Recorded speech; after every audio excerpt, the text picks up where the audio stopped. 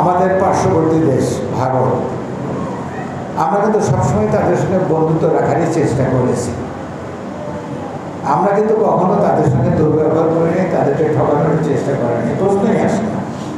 কিন্তু তারা আমাদেরকে পানি, অর্থনীতি, অন্যান্য সামাজিকতার মাধ্যমে আমাদেরকে চেপে রেখেছে, আমাদেরকে হেয় করার চেষ্টা করেছে। তো ওনারা চায় ওনাদের ঘনিষ্ঠ বন্ধু আওয়ামী লীগকে নির্বাচনে আসতে, কিন্তু বর্তমানে যে অবস্থা তাতে আওয়ামী লীগ তো নির্বাচনে আসতে পারবে না, চাইলেও পারবে না। আর ওনারা যদি দলীয়ভাবে না আসতে পারে তাহলে কী করবে, ইন্ডিপেন্ডেন্ট ক্যান্ডিডেট, স্বতন্ত্র ক্যান্ডিডেট দেওয়ার চেষ্টা করবে। তো সেটাও পারবে না, কারণ ওনাদের ক্যান্ডিডেটরা সবটা এখন ভারতে। এইখানে এসে নতুন করে রাজনীতি শুরু করা এবং নির্বাচন করা এটা কিন্তু চারটেখানি কথা না। সিয়েরা লিওনের কথা বলতেছেন কেন? সিয়েরা লিওনের কথা বলতেছি এই জন্য যে শহীদ প্রেসিডেন্ট জিয়াউর রহমান প্রথম, এই যে এখন দেখেন না, এই যে পুলিশের মধ্যে থেকে, আর্মি, নেভি, এয়ারফোর্স থেকে কথায় কথায় এই ইসের ডিউটি করতে যায়, এটাকে কী বলে, জাতীয় সঙ্গে ডিউটি করতে যায়। তো প্রথম যে দেশে আমাদের আর্মি গিয়েছিল সেটা ছিল সিয়েরা লিওন, এবং সেখানে যুদ্ধ অবস্থা ছিল। সেখানে আমাদের আর্মিরা গিয়ে 1.5-2 বছর ছিল, যুদ্ধ থামিয়েছে, দেশে উৎপাদন বৃদ্ধি করেছে, অর্থনীতি ঠিক করেছে, তাদের লেখাপড়ার শিক্ষা ব্যবস্থা ঠিক করেছে, এবং তার উপহার স্বরূপ তারা কী দিয়েছে জানেন? সিয়েরা লিওনের দ্বিতীয় ভাষা হলো বাংলা ভাষা। সিয়েরা লিওনের বাচ্চারা কিন্তু একেবারে ফ্লুয়েন্টলি বাংলা বলে, ওরা বাংলাদেশি জাতীয় সঙ্গীত জানে। এটা শহীদ প্রেসিডেন্ট জিয়াউর রহমানের অবদান। যেমন উনি আজকে যারা হজ করতে যান, উমরা করতে যান, মক্কা শরীফে নিম গাছের কথা শুনেছেন আপনারা? উনি নিম গাছের চারা পাঠিয়েছিল, তো ওইটাকে ওরা বলে জিয়া ট্রি। ওখানে মরুভূমিতে যেখানে সাংঘাতিক রোদ এবং গরম হতো, সেই সব জায়গায় এখন নিম গাছের পাতায় সব সুন্দর ছায়া। তো এরকম অনেকগুলো জিনিস উনি করে গেছেন। যেমন আজকে বাংলাদেশের সবচেয়ে বড় এক্সপোর্ট এবং আমাদের আমাদের ফরেন কারেন্সি আর্নিং, সেটা হলো গার্মেন্টস থেকে। এই গার্মেন্টস কে শুরু করেছিলেন? জিয়াউর রহমান শুরু করেছিলেন। আমাদের দ্বিতীয় আর্নিং হলো এক্সপেট্রিয়েট রেমিটেন্স। এই যে এক্সপেট্রিয়েট বিভিন্ন দেশে পাঠাচ্ছে, একটু আগে সিয়েরা লিওনের কথা বললাম, এগুলো কে শুরু করেছিল?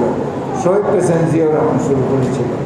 তো যাই হোক, এখন যে দলকে উনি বুকের সঙ্গে রেখেছিলেন, হৃদয়ের সঙ্গে রেখেছিলেন, সেই দলটা হলো আমাদের কৃষক দল। তাদের উপর জমি কম হয়েছে নাকি? হ্যাঁ, যুদ্ধের সময় যখন হেলিকপ্টার থেকে গুলি করে মানুষ মারে, আপনি তো তাই করেছে। ঠিক স্যার, ঠিক। গুম করে, হত্যা করে পুকুরে পানিতে ফেলে দিয়েছে, আমাদেরকে আয়না ঘরে রেখেছে, না খেয়ে মেরেছে। তো এই কথাগুলো কিন্তু আমি বলতে চাই না এখন, যা হবার তো হয়ে গেছে। আমি বললো ভাইয়েরা আমার, যারা এগুলো করেছে, এগুলো করার জন্য অর্ডার দিয়েছে, তারা তো পালিয়েছে, তারা তো বিদেশে চলে গেছে, হয়তো দেশে দেশে পালিয়ে গেছে।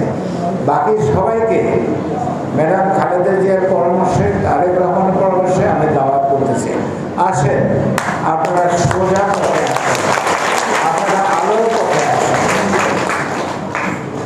আর তারেক রহমান একটা খুব সুন্দর কথা বলেছে যে আমাদের প্রত্যেকটা আসনে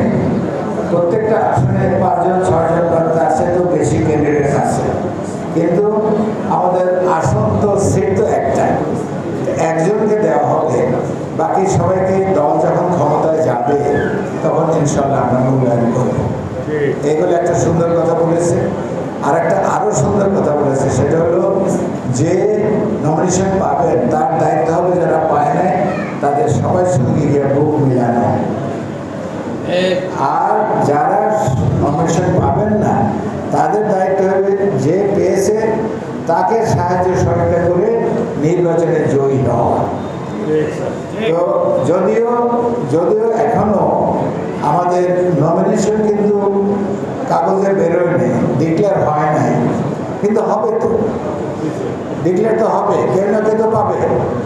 তো সেই জন্য পটুয়াখালীর থেকে যারা যারা নমিনেশনের জন্য চেষ্টা করেছিলেন, আমি কিন্তু তাদের মধ্যে স্নায়ু সরকারপুর থেকে টেলিফোন করেছিলাম, উনি টেলিফোন ধরে নাই। আমি পিনুকে টেলিফোন করেছিলাম, পিনু টেলিফোন ধরেছে। সে আশ্চর্য হয়েছে যে আমি টেলিফোন করে তার সঙ্গে কথা বলছি আগামী নির্বাচন একত্রে করার জন্য।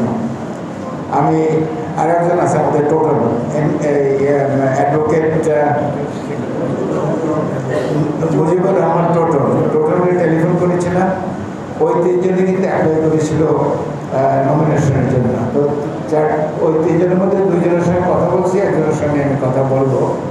এবং আপনাদেরকেও বলবো, আপনারা হলেন বিএনপির একেবারে হার্ড কোর, বিএনপির কি বলে মেরুদণ্ড।